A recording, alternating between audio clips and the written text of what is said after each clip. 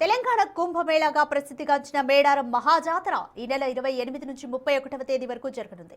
ఈ జాతరకు కోటికి పైగా భక్తులు తరలి రానున్నారు. మేడారం జాతర అంకురార్పణలో మండమెలిగే పండుగ ప్రధాన ఘట్టం. ఈ మండమెలిగే పండుగను ఆదివాసులు నిర్వహిస్తారు. ఈ రోజు మండమెలిగే పండుగ ఘనంగా జరగనుంది.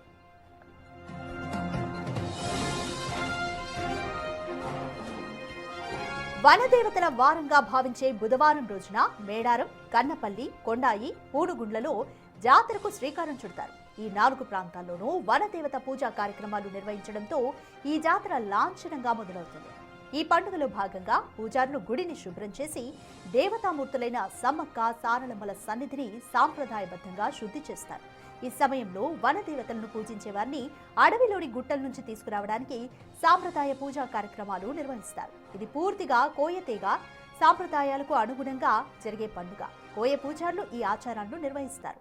మండమెలిగే పండుగతోనే మేడారం జాతరలో తొలి అడుగు పడుతుంది. దీంతో భక్తులు అమ్మవార్ల దర్శనానికి సిద్ధమవుతున్నారు. ఈ పండుగతో ఆ వనదేవతల రాకకు జాతరలో ప్రధాన ఘట్టాలకు మార్గం సుగమమవుతుంది.